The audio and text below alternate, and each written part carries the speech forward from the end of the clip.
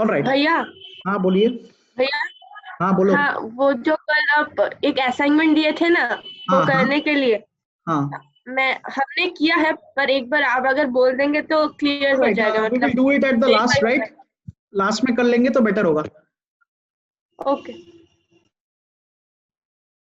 Alright.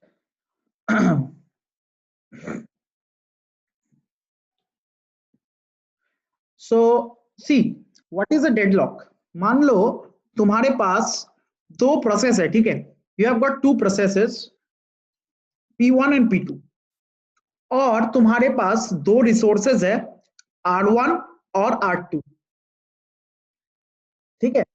Now the thing is, P1 के पास already एक resources present है, that is R1, and P2 के पास एक रिसोर्स ऑलरेडी प्रेजेंट है, दैट इज R2, ठीक है? दे ऑल आर मतलब each of them are having one resources each.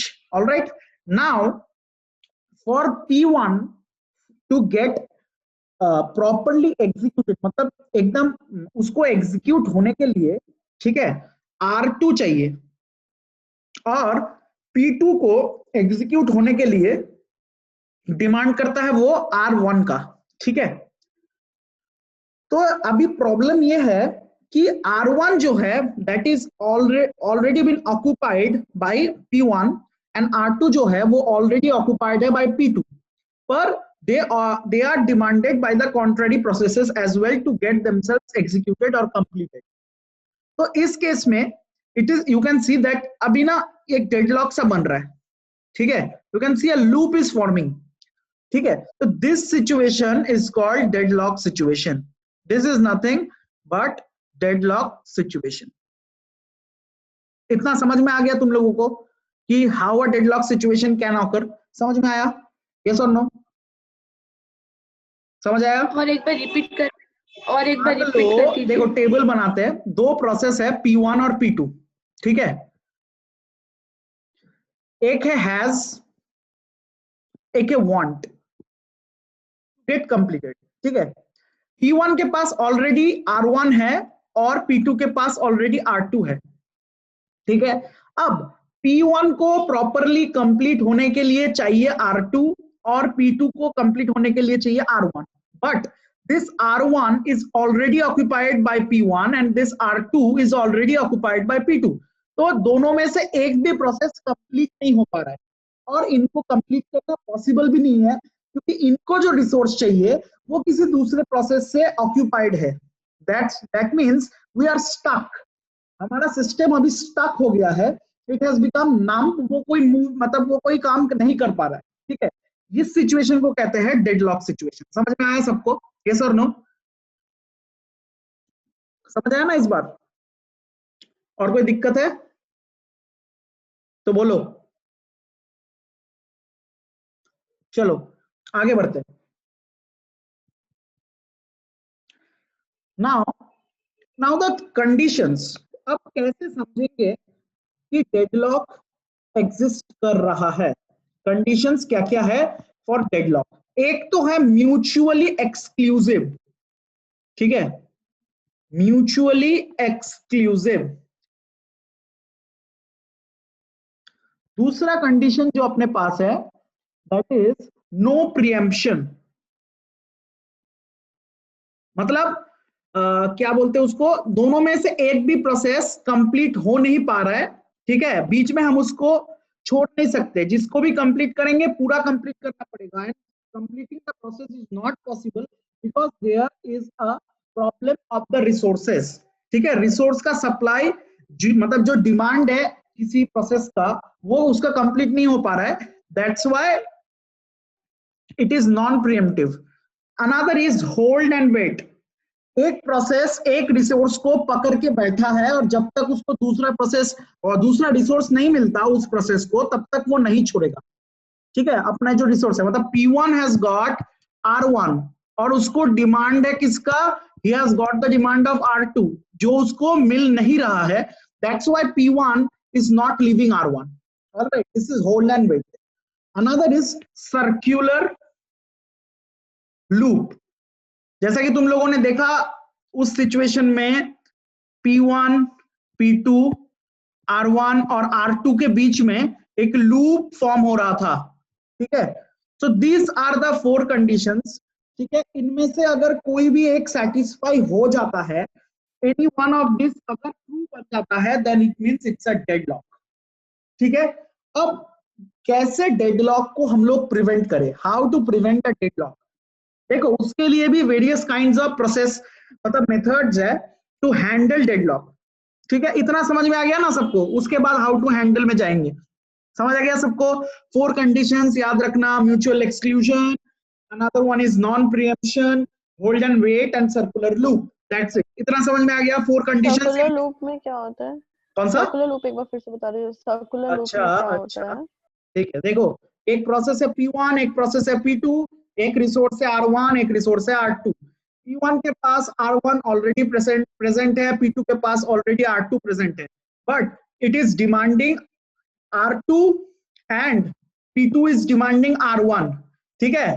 तो देखो यहाँ पे एक लूप सा फॉर्मेशन हो रहा है, it is forming a loop, alright. अगर तुम इसको ऐसे बनाओगे ना P1 R1 P2 R2, तो देखोगे ऐसा अगर इसका मैपिंग करोगे, then you will see the a loop is forming amongst the process and the resources. This loop formation, whenever Yes, there is a loop formation, हाँ. that means there is a deadlock situation. समझ में आ गया?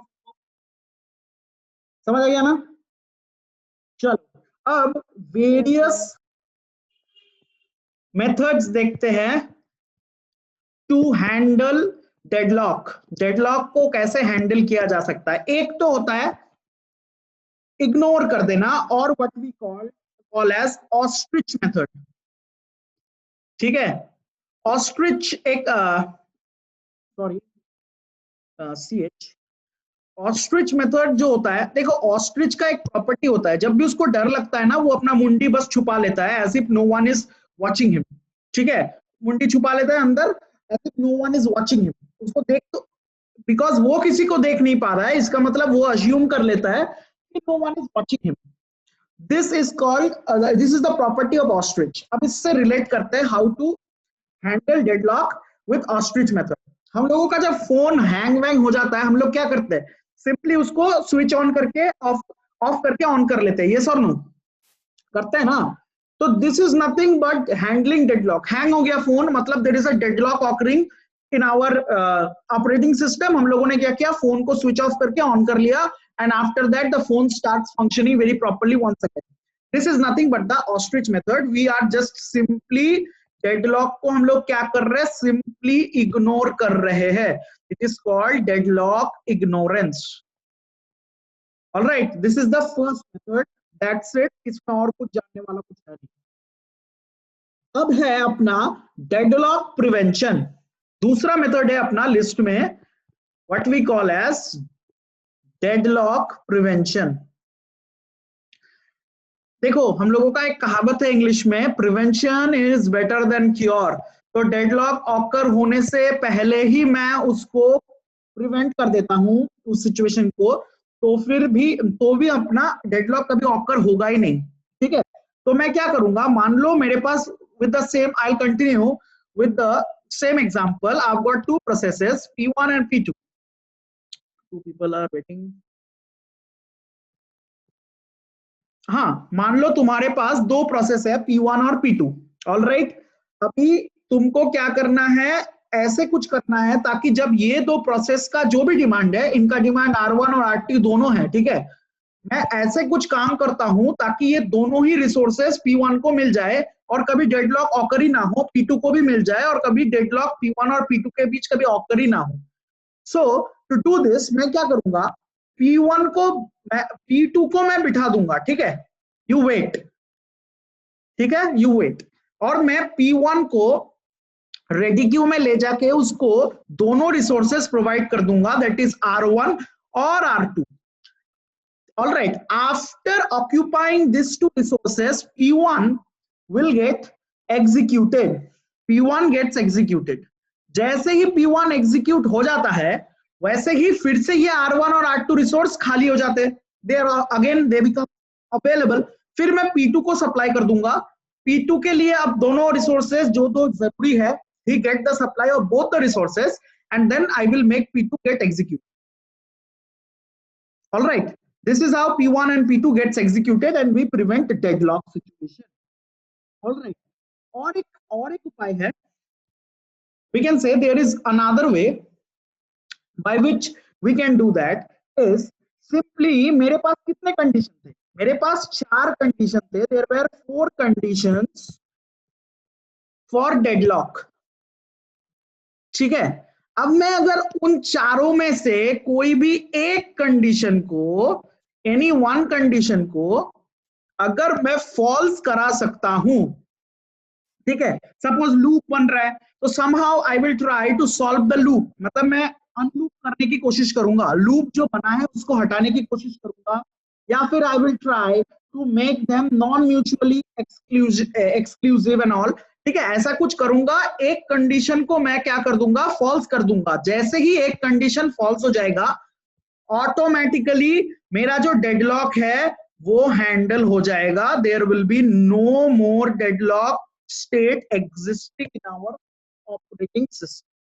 ठीक है, second वाला समझ में आया? व्हाट इज द मेथड ऑफ डेडलॉक प्रिवेंशन? सबको समझ में आ गया? यस और नो? भाई एक बार फिर से बता दीजिए, क्लियर नहीं हुआ अभी डेडलॉक हैंडल वाला. ठीक ठीक ठीक. देखो, पहला वाला समझ में आया ना, जो मैंने पहले बोला कि मान लो 2 प्रोसेस है मेरे पास, P1 और P2. ठीक है, दोनों को ही R1 और R2 चाहिए. ठीक है, दोनों का डिमांड है R1 और R2. P1 के पास ऑलरेडी R1 है, P2 के पास ऑलरेडी R2 है, बट इसको दोनों ही रिसोर्सेस चाहिए हर एक प्रोसेस को टू गेट एग्जीक्यूटेड. तो मैं क्या करता हूं ना, P1 को सिंपली पहले दोनों के दोनों रिसोर्सेज मैं दे देता हूं और बोलता हूं तू अपने आप को एग्जीक्यूट कर ले. और P2 को मैं कह देता हूं यू जस्ट वेट. ऑलराइट, इसको मैंने बोल दिया कि तू पहले एग्जीक्यूट हो जा, और P2 को मैंने बोल दिया यू वेट. जैसे ही P1 गेट्स एग्जीक्यूटेड, ठीक है, फिर से ऑब्वियसली ये 2 रिसोर्सेज खाली हो जाएंगे, R1 और R2. यस और नो? Yes, right. उसके बाद मैं फिर R1 जो वेट कर रहा था, दैट इज P2, इनको मैं R1 और R2 दे देता हूं. Now P2 will get executed. Yes और no? Yes sir. That's it. This is how I will prevent deadlock. ठीक है, दिस इज द प्रोसेस. और एक है, मैंने तुमको जैसे बोला कि there are 4 conditions for deadlock to happen. मैं उन चारों में से किसी एक अगर कंडीशन को फॉल्स करा देता हूं, that means there will be no more deadlock. Yes or no? Yes, right? That's it. That was my point. ठीक है, समझ में आ गया सबको? yes or no? बताओ, कोई डाउट हो तो भी बताओ. कोई डाउट है? नहीं. चलो तो फिर आगे बढ़ते हैं. ठीक है, और एक है डेडलॉक अवॉइडेंस. Deadlock avoidance. अब मैं डेडलॉक को कैसे अवॉइड करूं? ठीक है, how to avoid avoidance, how to avoid deadlock. We do it with the help of bankers algorithm. We do it with the help of Banker's algorithm. It is very important. Star लगा लो. ठीक है, और एक point है वो discuss कर लेते हैं, उसके बाद we will understand Banker's algorithm. This is the third method to avoid deadlock. All right, समझा रहा हूं थोड़ी देर में what is Banker's algorithm. तुम लोग सिर्फ याद रखो कि डेडलॉक अवॉइड करना है हम लोगों को अगर, तो फिर we have to use Banker's algorithm. That's it. Next, fourth method is detect and recover. Deadlock को डिटेक्ट करो और उसको रिकवर करो. रिकवर कैसे करोगे? डिटेक्ट किया पहले, ठीक है, उसके बाद क्या करो? Kill the process. या तो प्रोसेस को आगे ही मत बढ़ाओ, उसको खत्म कर दो, that is kill the process. ठीक है, या फिर जो मैंने तुम लोगों को डेडलॉक प्रिवेंशन में बताया सेकेंड पॉइंट में, वो वाला मेथड यूज करो. ठीक है, दैट्स इट. पहले P1 को एग्जीक्यूट करा दो, दोनों रिसोर्स देके P2 को बोलो भाई तू वेट कर. फिर जब P1 एग्जीक्यूट हो जाए, 2 रिसोर्स फिर से खाली हो जाएंगे. ठीक है, R1 और R2 रिसोर्स को प्रीएम्प्ट करा के P2 को दे दो और फिर उसको एग्जीक्यूट करा दो. This can be another way. ठीक है, this are the 4 points basically 4 methods how we can prevent deadlock. इतना समझ में आ गया ना सबको? आगे बढ़ूं, बैंकर्स एल्गोरिथम की तरफ बढ़े? यस और नो बताओ जल्दी।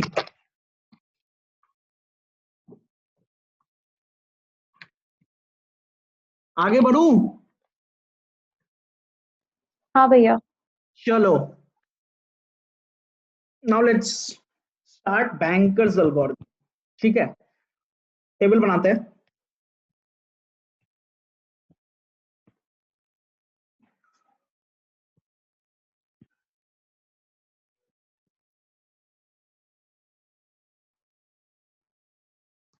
पहले टेबल बना लेता हूं, देन आई विल एक्सप्लेन।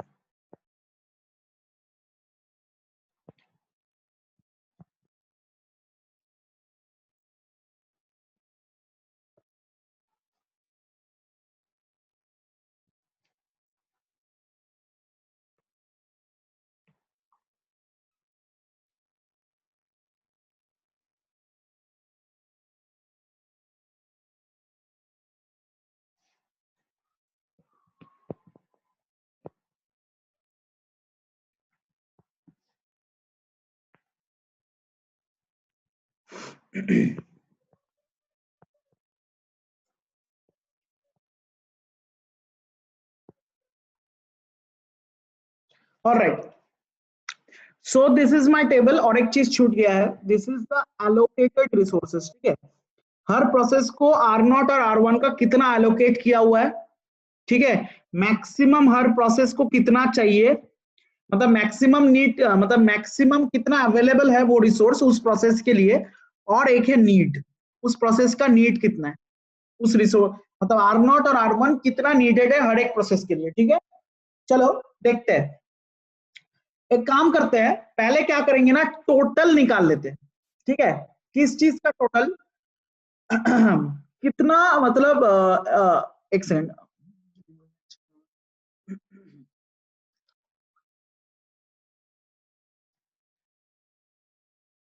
हाँ, तो मान लेते हैं कि टोटल मेरे पास अलोकेटेड रिसोर्सेज है 10 और 5। टोटल इतने रिसोर्स मेरे पास अवेलेबल है। ऑलराइट, R0 का और R1 का। R0 मेरे पास अवेलेबल है 10 और R1 मेरे पास अवेलेबल है 5, मतलब टोटल मेरे पास इतना सप्लाई है। ठीक है, अभी एक बात को समझो। ठीक है, अलोकेटेड देखो, यहां पे देखो, P1 को कितना चाहिए, हाउ व्हाट इज द नीड ऑफ P1, 7 और 4, और हमारे पास कितना है 10 और 5। ठीक है, हर एक को चेक करते रहो। P2 व्हाट इज द नीड, 1 एंड 2। व्हाट इज the need of, sorry, P1 का नीड है 1 एंड 2, P2 का नीड है 6 एंड 0, P3 का नीड है 0 और 1, और P4 का नीड है 4 और 3। ठीक है, ऑलराइट, अभी देखते हैं हम लोग अभी क्या करेंगे ना, अलोकेटेड कितना है उनका सम निकाल लेते हैं। Let's find out the sum of the total number of allocated, कितने टोटल एलोकेटेड है, तो 7, और दूसरा रिसोर्स है अपने पास R1, उसका है 2। ठीक है, सॉरी, अब देखो, अभी मेरे पास टोटल अलोकेटेड कितना है 7 और 2, और कितना मेरे पास अवेलेबल है, available one is the maximum available one here. Let's find out the total. This is the maximum need available का कॉलम मैंने छोड़ दिया है। भैया वो टोटल कैसे लिखा था 10 और 5 किस चीज का है? वो किसी दूसरे टेबल के लिए मैंने लिखा था, एक मिनट देख लेते इधर। ठीक है, देखो टोटल करते हैं। ठीक है, there how many, total number of, मतलब मेरे पास अभी कितने हैं, टोटल करते हैं इसका। ठीक है, तो फिर आई have got a total of, total करो इसको तो फिर कितना आएगा, that's 8 8 6 14 18, and this side if you see 3 3 4 4, total 0 therefore 6। रुको, टेबल में थोड़ा चेंज करना पड़ेगा, जस्ट अ सेकंड, नहीं तो ये डेडलॉक रिमूव नहीं होगा। एक सेकंड।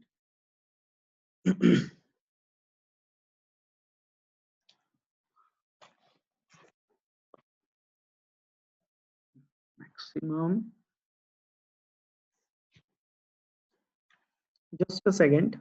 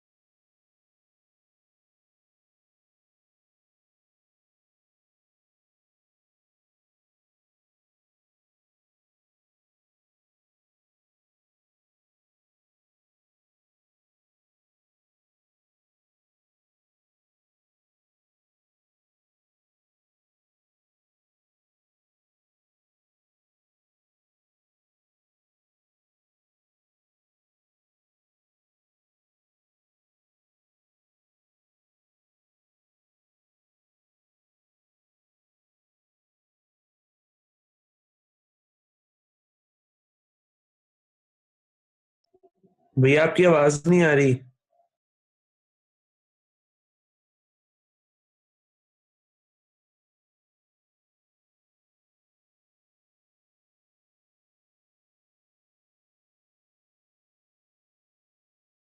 हाँ देखो, सॉरी वो गलती से म्यूट हो गया था। अच्छा देखो, let's assume that 10 and 5 are given, ठीक है। आर नॉट और आर वन मेरे पास पहले से दिया हुआ है। आर नॉट का अवेलेबल रिसोर्सेज है 10 और आर वन का अवेलेबल है 5, ठीक है।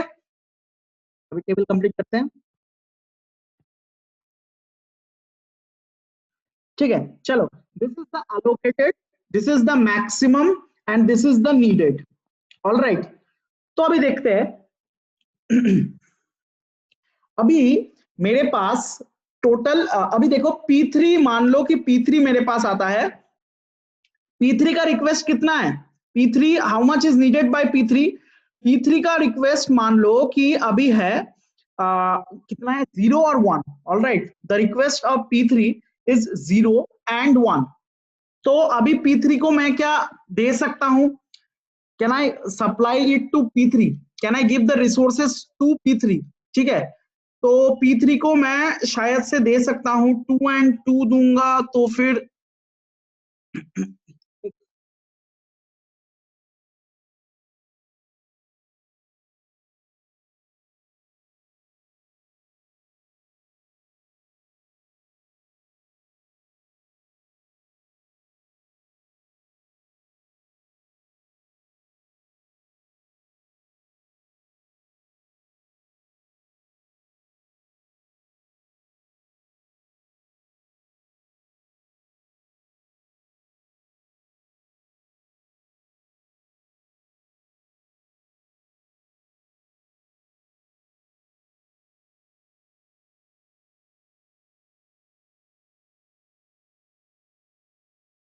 हाँ sorry, let's begin.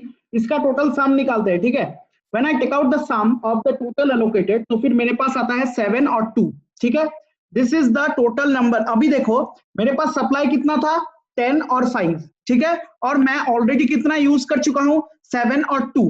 That means what इज द रिमेनिंग, व्हाट इज the remaining number of, what is the remaining number of total resources which I can use? It is nothing but 10 minus 7 and 5 minus 2. That means मैं अभी कितना use कर सकता हूँ, 3 और 1, 3 और 3, सॉरी 3 और 3 मेरे पास अवेलेबल है, ठीक है। That's it। अभी देखो, एक बार देखो ध्यान से देखना कि अभी मेरे इसको कितना, P3 का कितना डिमांड है। P3 का डिमांड कितना है, अभी को हर एक प्रोसेस को देखते हैं।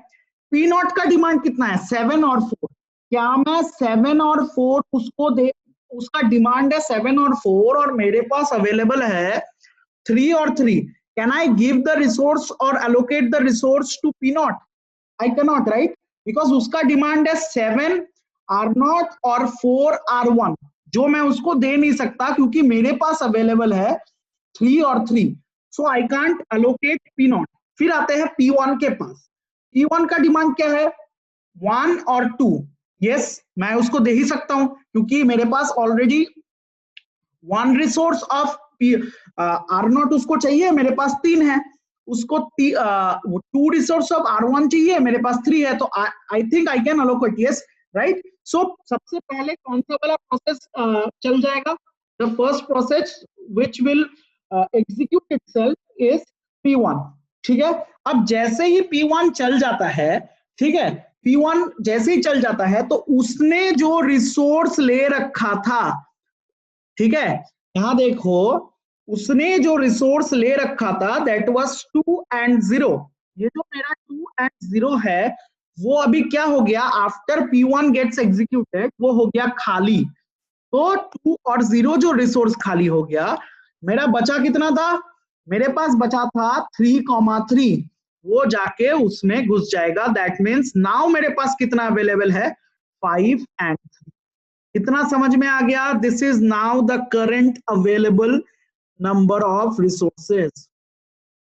समझ में आया कैसे हुआ? यस और नो बताओ। नहीं समझे तो फिर से बोलता हूं। समझ में आया? यस भैया। सबको भैया रिपीट कीजिए। हाँ कर देता हूं। देखो बहुत ही सिंपल है। इस टेबल में देखो, इस टेबल में देखो, ठीक है, लुक एट दिस टेबल। जो मेरे पास था क्या क्या? P0, P1, P2, P3, ठीक है, उनका जो अलोकेटेड नंबर ऑफ रिसोर्स था 0, 1, 2, 0, 3, 0 और था मेरे पास 1, 1 और P4 का था मेरे पास टोटल 0, 0। ठीक है, this was allocated. What was needed by each process? 7, 4, 1, 2, 6, 0, 0, 1 and 4, 3।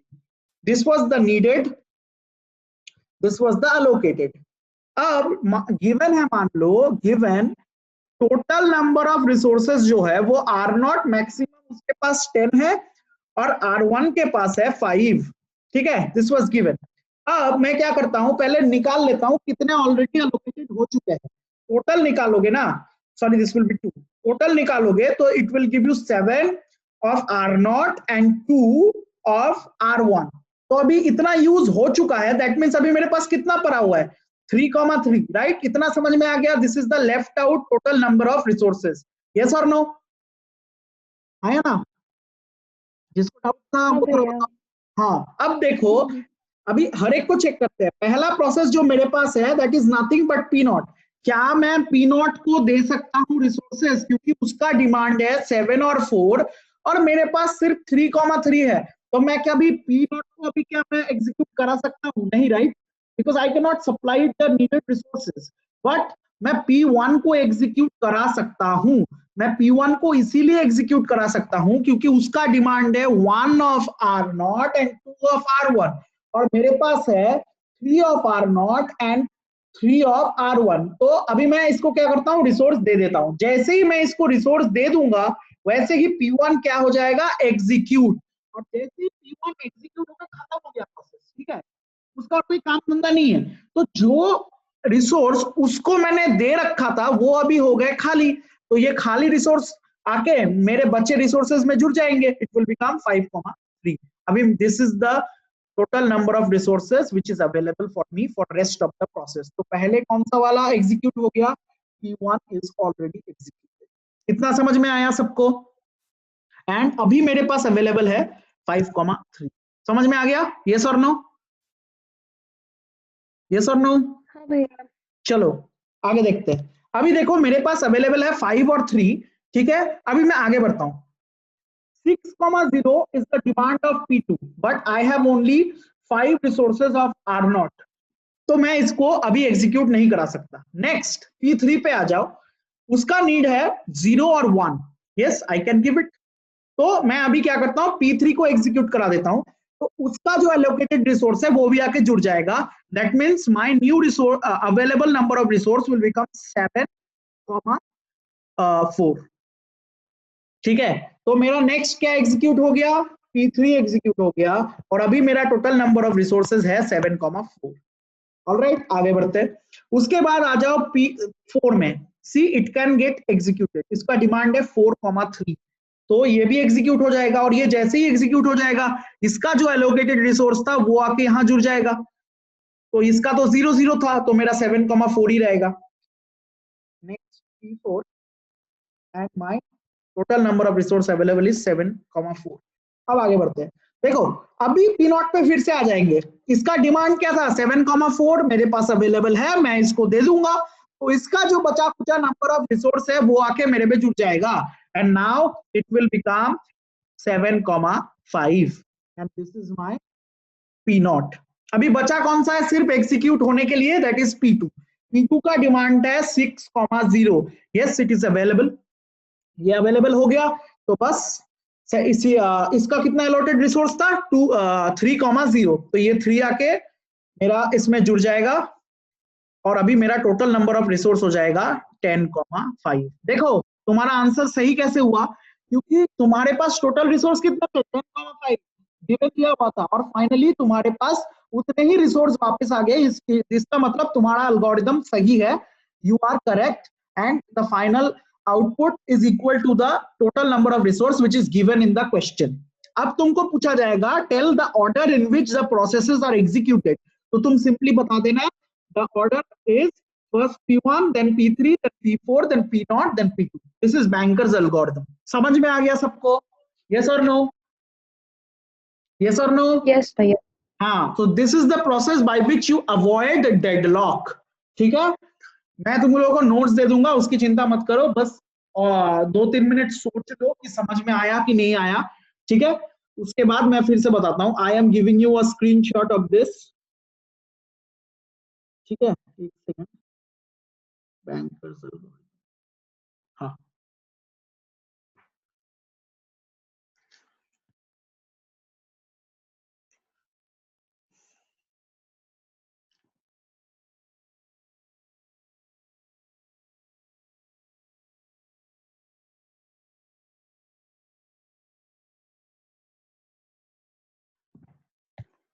देखो मैंने भेज दिया है, जस्ट सी इट।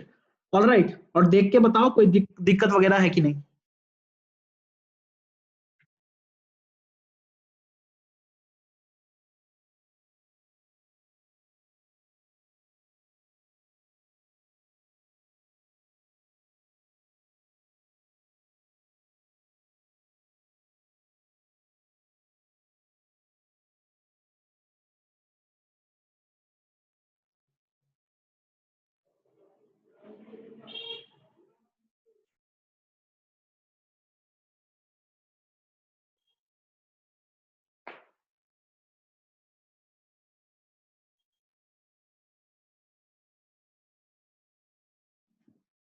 समझ आया? देख के कुछ समझ आया?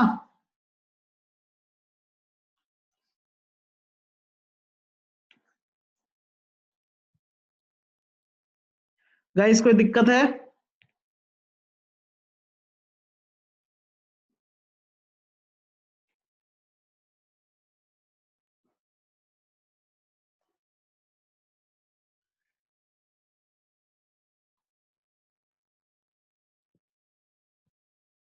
समझ आया? यस और नो?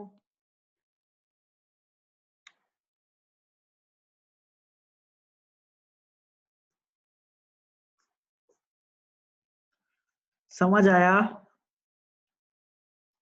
यस भैया। हाँ भैया। चलो आगे बढ़ेंगे। सो this is the bankers algorithm. इसका भी एक क्वेश्चन आएगा एग्जाम में, पक्का से पक्का देख लेना, पक्का आएगा।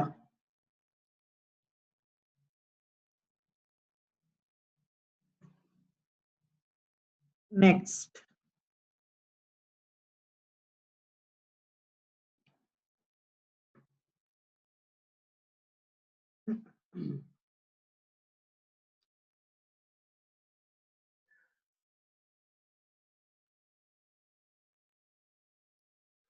नेक्स्ट कौन सा पढ़ना है हम लोगों को? अच्छा चलो, we are going to understand process synchronization.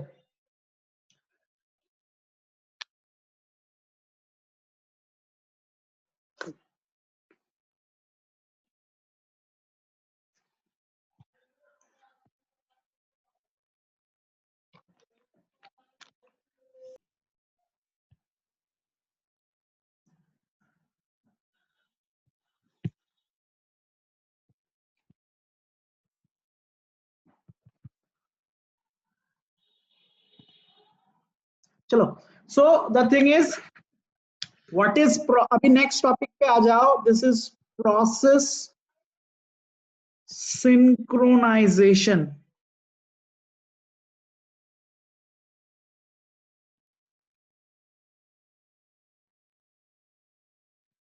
ठीक है, what is process synchronization. Process देखो, if anyone ask you process कितने टाइप के होते हैं, तो एक होता है इंडिपेंडेंट प्रोसेस जो इंडिपेंडेंटली काम करता है, और एक होता है कोऑपरेटिव प्रोसेस जो एक दूसरे की मदद से आगे बढ़ता है. ठीक है, these are the two types of processes which are available.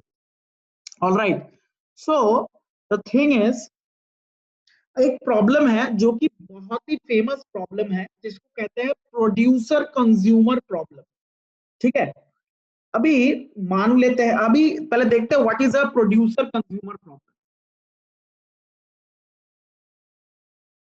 Producer मान एक प्रोसेस है P1, ठीक है, और एक कंज्यूमर, मतलब ये कोऑपरेटिव प्रोसेस का एग्जांपल है. ठीक है, और एक कंज्यूमर है मान लो कि P2. All right, so the thing is void producer. ठीक है, एक फंक्शन बनाते हैं वॉइड प्रोड्यूसर, एक कंडीशन लगाते हैं व्हाइल ट्रू. और एक चीज है, इसको ध्यान से देखना. ठीक है, हम लोग को मान लो कि तुम्हारे पास एक काउंट है. ठीक है, there is a count variable. Alright, and when this count variable is equal to the size of the Q.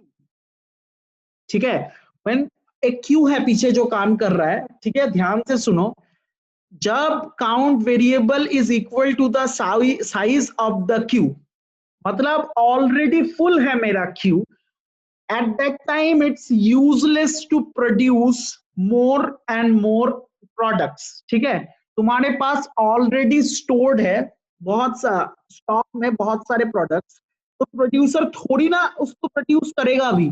वो बोलेगा कि पहले भाई कंज्यूमर पूरा का पूरा सामान ले ले, तभी मैं सिग्नल करूंगा और तभी मैं और प्रोडक्शन बढ़ाऊंगा, नहीं तो खामखा मैं क्या करूंगा, प्रोड्यूस नहीं करूंगा. तो अगर जो काउंट है it is equal to the size, तो क्या होगा, प्रोड्यूसर प्रोड्यूस नहीं करेगा. और अगर ये नहीं होता है, ठीक है, तो मैं एक बफर मेमोरी में प्रोड्यूस करता रहूंगा. Buffer in is equal to produce item, मैं प्रोड्यूस करता रहूंगा. I will continue to produce. ठीक है, नेक्स्ट, अब मान लो इसका मतलब प्रोड्यूसर का ही एक्सटेंशन है. ठीक है, और जो मेरा प्रोड्यूस हुआ मतलब इन, मैं जिसमें प्रोड्यूस कर रहा हूं उसका जो साइज होगा उसका भी मैं हिसाब रखूंगा कि कितने मेरे अभी तक प्रोड्यूस हुए हैं. और क्या करूंगा, काउंट नाम का एक वेरिएबल रहेगा जिसको मैं प्लस प्लस कराऊंगा. मतलब ध्यान से देखो, इसका मतलब क्या हुआ, इसका मतलब ये हुआ कि मेरे पास एक क्यू है, इधर प्रोड्यूसर खड़ा है, इधर कंज्यूमर खड़ा है. ठीक है, दिस इज माय इन, मैं एक एक करके इनको आगे बढ़ा रहा हूं. ठीक है, ठीक है, एक एक करके मैं इनको आगे बढ़ा रहा हूं और पीछे से मैं आउट करके कंज्यूमर को एक एक सप्लाई दे रहा हूं. ठीक है, producer is producing and consumer is consuming. ठीक है, और हर एक बार जब ये कंज्यूम हो रहा है तब मेरा जो काउंट है वो प्लस प्लस जा रहा है. ऑल राइट, समझ आया, ये सर नो, ये सर नो, कोड में दे दूंगा. बस इतना समझो कि जब क्यू ऑलरेडी फुल है तो खामखा प्रोड्यूसर प्रोड्यूस क्यों करेगा, और अगर क्यू खाली है तो एक बफर मेमोरी के अंदर में मैं नए आइटम्स प्रोड्यूस करूंगा और आई को एक आगे बढ़ाऊंगा और काउंट को प्लस प्लस करूंगा. इतना समझ में आ गया, यस और नो, समझ आया, अरे समझ आया कि नहीं.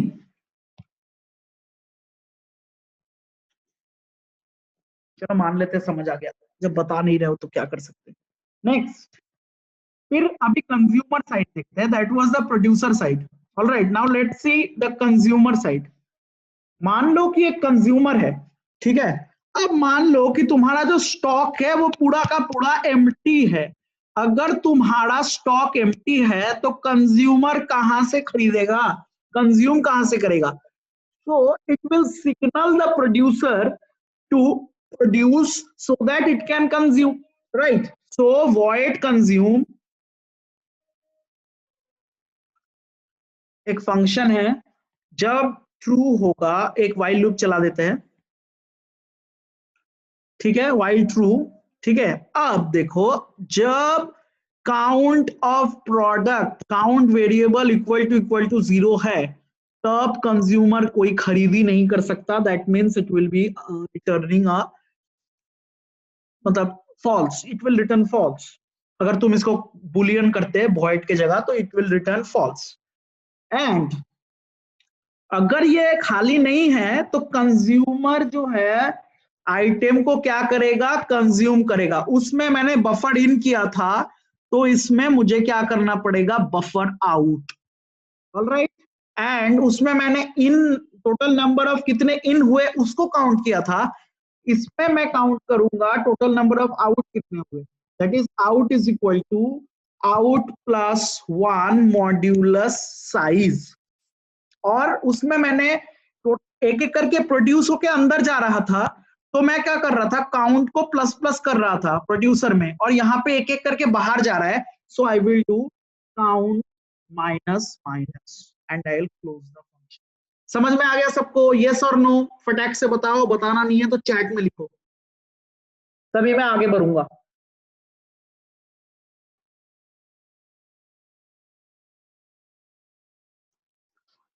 समझ में आ गया? यस और नो चैट में लिख दो प्लीज, रिपीट। देखो, ये एक प्रोड्यूसर है, this is a producer, this is a consumer. इनके बीच में एक क्यू शेयर कर रहे हैं ये लोग। प्रोड्यूसर प्रोड्यूस कर करके इसमें डाल रहा है, कंज्यूमर इससे एक एक करके खरीद रहा है, ठीक है। So what I will do, first I will check whether the queue is full और नॉट। अगर पहले से ही पूरा क्यू जो कि एक स्टॉक है फुल होगा, तो मैं खामखा नया प्रोड्यूस क्यों करूंगा? पहले तो मैं चाहूंगा कि जो मैंने पहले से बना के रखा है वो बिक जाए, फिर मैं नया बनाऊंगा। So it will simply do nothing. Why? That is while count equal to size of the queue, at that time I won't return anything or I will not produce anything. उसके बाद अभी उसके उस कंडीशन से बाहर आ जाओ। अगर ये खाली है, तो अगर मेरे को प्रोड्यूस करना पड़ा, तो मैं जो ये मेरा बफर मेमोरी है जो कि मेरा एक क्यू जैसा मॉडल है, ठीक है, मैं बफर मेमोरी में इन करता रहूंगा, प्रोड्यूस करता रहूंगा और उनको इस क्यू में पुश करता रहूंगा। That is produce item. और जैसे जैसे मैं प्रोड्यूस करता रहूंगा, इसका मतलब मैं उस बफर को एक एक आगे बढ़ाता रहूंगा, ठीक है, ताकि नया जो आइटम आए वो पीछे फिट आ जाए। मतलब तुम तो मतलब एक ऐसा मान लो कि एक डब्बा है ना तुम्हारे पास, दिस इज अ डब्बा, ठीक है। पहले तुमने इसमें एक डॉल डाल दिया, जैसे ये भर गया, फैक्ट्रीज में होता है ना कि वो जो क्या बोलते हैं वो कन्वेयर बेल्ट आगे मूव करता है, तो जैसे ये फिल हो गया ये आगे बढ़ गया, उसके बाद उसके अगले वाले बॉक्स में डल गया, उसके बाद उसके अगले वाले बॉक्स में डल गया ऑटोमेटिक, ठीक है। So it is like conveyor belt.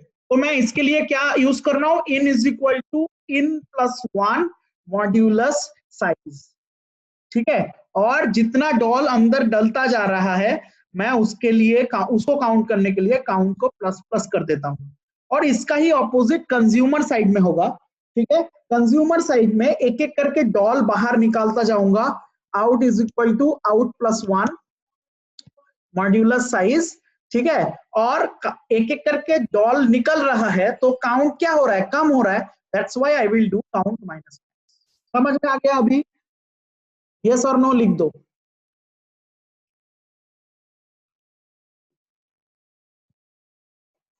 Chat में लिख दो यस और नो। सो आगे बढ़ते हैं। This was the producer consumer problem. तो अभी फंडा और एक चीज समझ लो, ठीक है, ये जो कोड मैंने लिखा, अच्छा और एक चीज, what is a critical section, ये समझना बहुत जरूरी है। तुमको अगर पूछेगा what is a critical section, तो तुम किसी भी प्रोसेस का, तो तुम क्या बोलोगे? मान लो कि तुम्हारे पास दो फंक्शन है बैंक का, एक है वॉइड डिपॉजिट और एक है वॉइड विथड्रॉल।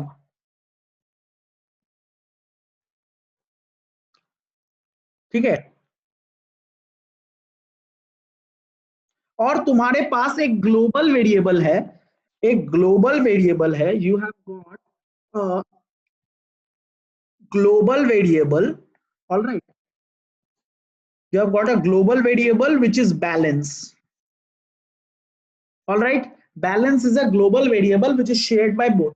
तो इसके अंदर तुम लिखोगे, जब तुम डिपॉजिट करते हो तो बैलेंस में जितना डिपॉजिट किए वो ऐड हो जाता है, तो balance is equal to balance plus X. और जब विथड्रॉ करते हो तो बैलेंस में से उतना ही माइनस हो जाता है, balance is equal to balance minus of x.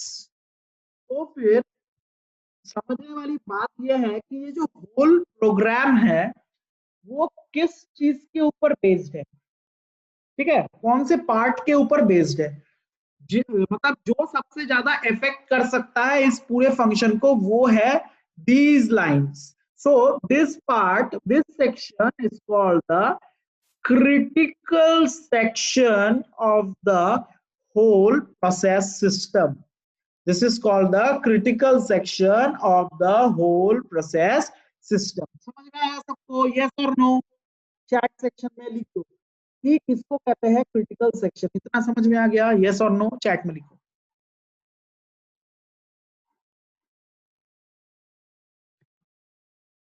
चलो आगे बढ़ते हैं। ये क्रिटिकल सेक्शन समझ में आ गया, very good. Let's move.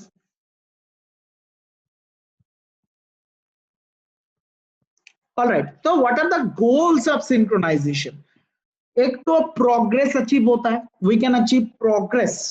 Alright, goals of synchronization क्या क्या है? वी कैन अचीव प्रोग्रेस, ठीक है, we can establish a fair waiting. ऐसा नहीं हो रहा है कि एक प्रोसेस काम कर रहा है, दूसरा बहुत देर से बैठा है, ठीक है, उसको फिर मौका मिले या ना मिले कोई फर्क नहीं पड़ता मेरे को, बस मैं बैठा हूं, ठीक है, मैं अपना एक प्रोसेस यूज किए जा रहा है सीपीयू को और एक चुपचाप बैठा है। पर प्रोसेस सिंक्रोनाइजेशन में ऐसा नहीं होता। फॉर एग्जाम्पल प्रोड्यूसर कंज्यूमर में देखे, प्रोड्यूसर प्रोड्यूस करने के साथ साथ कंज्यूमर उधर से कंज्यूम कर रहा है, इसका मतलब both are getting a fair chance to get itself executed. Alright, दो प्रोसेस है P1 और P2, एक प्रोड्यूस कर रहा है एक कंज्यूम कर रहा है, तो दोनों साइमल्टेनियसली सीपीयू को यूज कर रहे हैं और एक दूसरे का काम मतलब निपटा रहे हैं। इसका मतलब क्या है कि everybody is getting a fair chance. Alright, and it also improves performance of the whole system. So these are the goals and or the advantages also, you can say these are the goals as well as the advantages of synchronization. All right, these are the things. अभी हम लोग समझेंगे एक mechanism which is very very important for your exam. मतलब ये तो पक्का किसी भी एग्जाम में जाके बैठ जाओ, एक क्वेश्चन पक्का से रहेगा, वो होगा व्हाट इज अ सेमाफोर। ठीक है, semaphore is a mechanism which is used to achieve synchronization, process synchronization. ठीक है, चलो आज का लास्ट टॉपिक है, इससे ज्यादा नहीं समझाऊंगा तो दिमाग फट जाएगा तुम लोगों का। What is a semaphore? तो पहले कंसेप्ट समझते हैं। इसका कंसेप्ट जिनको समझ में नहीं आता वो गधे की तरह घूमते रहते, उनको कभी समझ में नहीं आता। ठीक है, देखो मान लो कि तीन घर हैं, ठीक है, देयर आर 3 रूम हाउसेस, ठीक है, अब 3 हाउसेस है और लोग हैं तुम्हारे पास बहुत सारे, एक क्यू बना के लोग खड़े हैं, ठीक है, अब रूल ये है कि एक घर में एट अ टाइम एक ही आदमी आके रह सकता है, जो कि हर घर में एक एक घुसा पड़ा है, हर घर में एक एक घुसा पड़ा है। And there is a watchman who is looking after it, there is a watchman who is looking after the whole matter कि कौन अभी कौन सा घर अभी ऑक्यूपाइड है, कौन से घर में ऑलरेडी एक आदमी रह रहा है। तो मैं बेचारा बाकी प्रोसेस, जो लोग एक क्यू में खड़े हैं, they are standing in a queue, मैं इनको यार स्नोफॉल हो रही है, ठीक है, there is a lot of snowfall, तो बेचारे लोग ठंड में खड़े हैं, इनको ठंड लगेगा। तो वॉचमैन कहता है यार अभी तो घर ऑक्यूपाइड है, तुम लोग जाओ एक कहीं पे जाके रह जाओ सब साथ में इन अ क्यू, और जब भी कोई भी घर खाली होता है तो I will just wake you up and give you a signal that the room is house is empty, you come and you get yourself into that house. ठीक है, अब ये जो वॉचमैन है ना, ये भाई साहब है सीमाफोर, ये सेमाफोर, और ये जो आदमी लोग है ना जो घर के अंदर है, वो है प्रोसेसेस जो कि ऑलरेडी सीपीयू को ऑक्यूपाई करके रखे, रिसोर्सेज ऑफ द सीपीयू को ऑक्यूपाई करके रखे। और ये जो लोग बाहर खड़े हैं ना, these are the processes which are waiting for their turn to get executed by the CPU. Alright, तो अभी ये स्टोरी जैसा मैं तुम लोगों को समझा दिया ताकि तुम लोगों को समझ में तो आए व्हाट इज सेमाफोर, क्योंकि बाकी लोगों को समझ ही नहीं आता सेमाफोर क्या है। सेमाफोर इज द वॉचमैन, वो एक ऐसा एल्गोरिदम है who is looking after the whole matter कि यार झमेला ना हो, जो लोग फालतू के प्रोसेस खड़े हैं यहाँ पे वो लोग जाके एक वेटिंग रूम में बैठ जाए, ठीक है, सो जाए वहां पे, जब टाइम आएगा मैं उनको सिग्नल दूंगा और as their turn they will come and occupy the houses. Alright, चलो अभी देखते हैं सेमाफोर एल्गोरिदम कैसे काम करता है। ये स्टोरी याद रखना, इसी स्टोरी के बेसिस पे मैं तुमको एल्गोरिदम समझाऊंगा।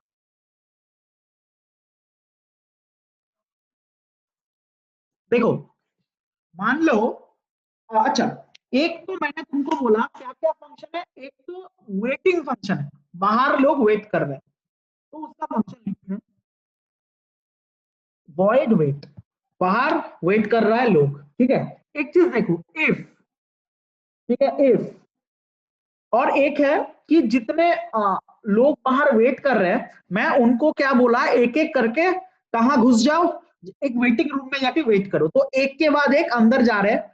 तो पहले 4 लोग बाहर थे, फिर 3 लोग बाहर थे, फिर 2 लोग बाहर थे, फिर 1 बाहर था, फिर 0 बाहर था, ठीक है। तो अभी मैं क्या करूंगा, सबसे पहले तो एस का जो काउंट है, ठीक है, एस क्या है, एस है नंबर ऑफ काउंट, उसको मैं क्या करूंगा, माइनस माइनस कर दूंगा, एस इज एन ऑब्जेक्ट, ठीक है।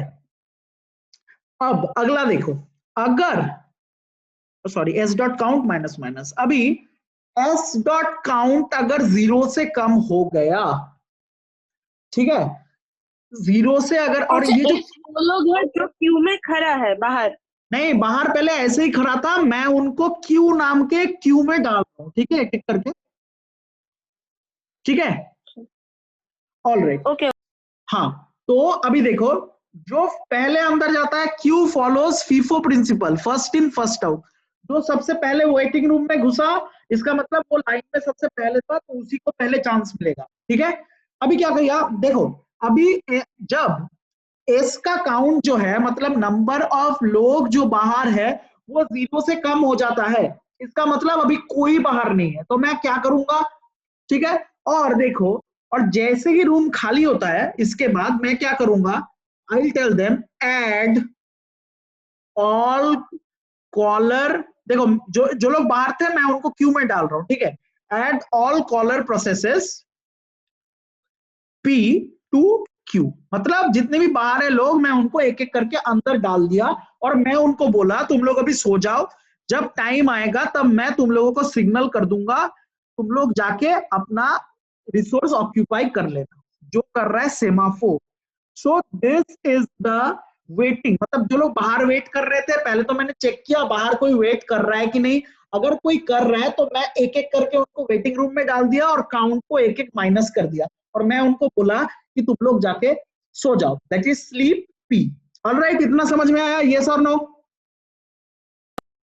यस और नो? समझ आया ना? चैट में लिख। यस भैया। अच्छा ठीक है, चलो आगे बढ़ते हैं। अभी तो ये हो गया वेटिंग का। अभी मान लो कि रूम अचानक कोई एक रिसोर्स हो गया खाली, ठीक है? तो अभी सेमाफोर को क्या करना पड़ेगा? सिग्नल करना पड़ेगा कि बेटा तुम लोग एक एक करके बाहर आओ, जितना खाली हुआ है उतने लोग बाहर आओ, और सो मत, अभी उठ जाओ और बाहर आ जाओ। तो उसके लिए मैं क्या करूंगा? उसके लिए for that I will write a code void signal semaphore, मतलब जो वॉचमैन है वो सिग्नल कर रहा है कि बेटा अभी खाली हो गया है रूम, ठीक है? ये जो काउंट है ना, it is telling you how many rooms are empty, ठीक है? एक रूम पहले मैंने क्या किया था, एक आदमी आके जब ऑक्यूपाई किया था तो मैंने काउंट को क्या कर दिया था, एक बढ़ा दिया था, ठीक है? टोटल नंबर ऑफ रूम मान लो 3 है, पहले काउंट था क्या? काउंट था पहले 3, मतलब तीनों के तीन ऑक्यूपाइड थे। अभी जैसे ही मतलब एक एक करके फिर मैं क्या किया, पहले टोटल नंबर ऑफ रूम्स थे 3, एक एक करके ऑक्यूपाई होता गया, मैं इनको माइनस माइनस करता गया, फिर लास्ट में जाके ये बन गया 0। उसके बाद जब सब ऑक्यूपाई हो गया तो बन गया -1। अभी एक रूम खाली होता है मतलब एक काउंट बढ़ जाता है, ये 0 से हो गया +1, मतलब 1 room is available at that time. if s dot count is less than equal to 0, that time मैं क्या करूंगा, remove all from queue, remove all the processes from queue and wake them up, wake up the processes, that's it। जैसे room खाली होता है count हो जाएगा plus plus, जैसे ही काउंट प्लस प्लस हो जाता है मैं इनको बोलता हूं कि तुम लोग अभी क्यू उठ जाओ और क्यू से निकलो और अपना रिसोर्स जाके ऑक्यूपाई करो, दैट्स इट। ठीक है, समझ में आया? यस और नो? यस और नो? कमेंट में बता दो, जस्ट चैट। यस भैया। हाँ चलो,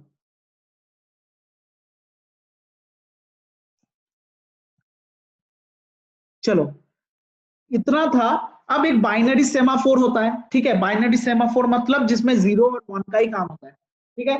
ये बहुत ही इजी है। और अगर सेमाफोर तुम लोगों को सीधे कोड करना है तो just it's a structure, alright, just right struct semaphore, alright, int count, this is the count variable which will count the number of available houses, and a queue, that is queue, that's it। this is how you create a semaphore, it's a structure, बस। ठीक है, अभी देखो, अभी एक binary semaphore होता है जो बहुत इजी होता है, ठीक है? उसमें इंट काउंट के जगह एक बुलियन वैल्यू ले लेना, बुल वैल्यू, ठीक है? तो ही काम हो जाएगा, और बाकी सब सेम है। उसमें वॉइड वेट जो फंक्शन होता है, वॉइड वेट, उसमें ये काउंट वाला तो नहीं रहता ना, एस डॉट काउंट, तो इसमें क्या करते हैं, because in binary we only deal with zeros and one, in that case what we do, if s dot value equal to 1, मतलब घर क्या है, ऑक्यूपाइड है, तो फिर s dot value is equal to 0 कर देते हैं, else put process in queue and sleep the process, this is 1, this is, that's it। यहाँ पे 1 और 0 का फंडा है, वहां पे एस डॉट काउंट का एक मतलब हम लोगों ने लॉजिक यूज किया था। समझ में आ गया सबको? यस और नो? यस और नो? समझ आया? चैट में लिख दो, समझ आया कि नहीं आया?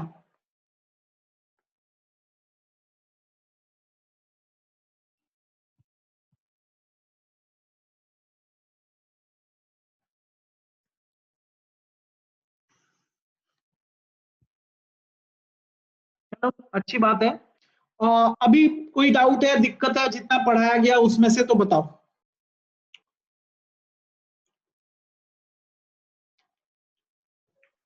भैया कल जो वो क्वेश्चन था हाँ वो करेंगे। एसएफ में, हाँ उसे सॉल्व। हाँ वो तो करेंगे। अभी ये बताओ, आज जितना पढ़ाया हूं उसमें से कोई डाउट है क्या?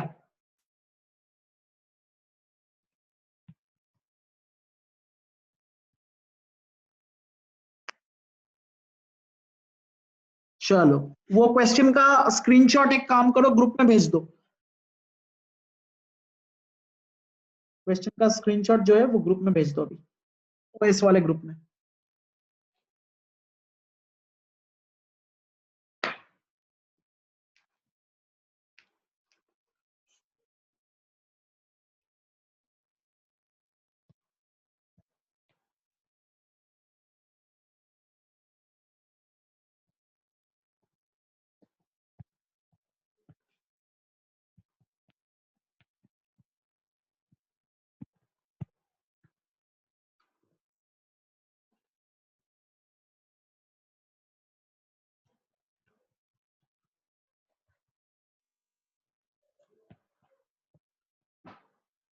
भेजे?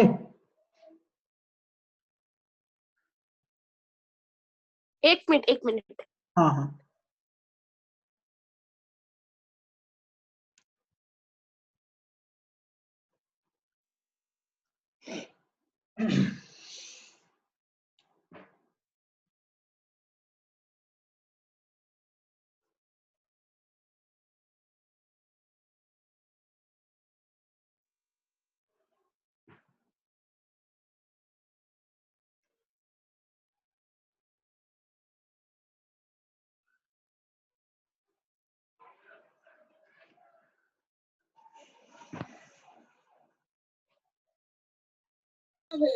हाँ तो देखो बहुत ही सिंपल है, ये शॉर्टेस्ट जॉब फर्स्ट से करना है और यहाँ पे हम लोग प्रायोरिटी देते हैं बर्स्ट टाइम को।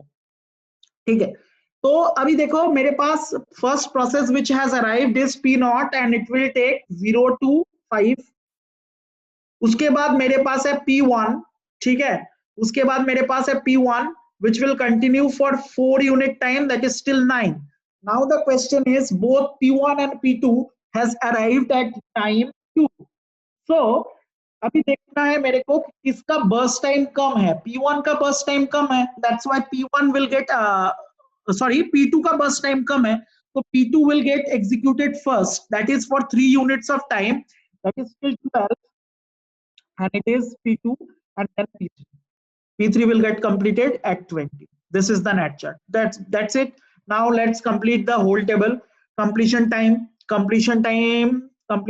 पहले वाले का है 5, दूसरे वाले का है 9, तीसरे वाले का है 12, फिर है 20 और completion time minus arrival time करूंगा तो टर्न अराउंड टाइम आएगा, दैट इज 5, 8, 10, 18 and WT मतलब वेटिंग टाइम मतलब TAT minus BT, that is 0, 4, 7 and 10। अब इनका एवरेज निकाल लो तो फिर it is 11 plus 10, that is 21, तो average waiting time is equal to 21 by 4, that is something 5.24। Done हो गया? This is the answer, that's it, इतना ही था, दैट्स इट। अच्छा कल का असाइनमेंट लिख लो, कल का assignment question is on I think bankers algorithm, ठीक है? एक सेकेंड मैं क्वेश्चन दे रहा हूं।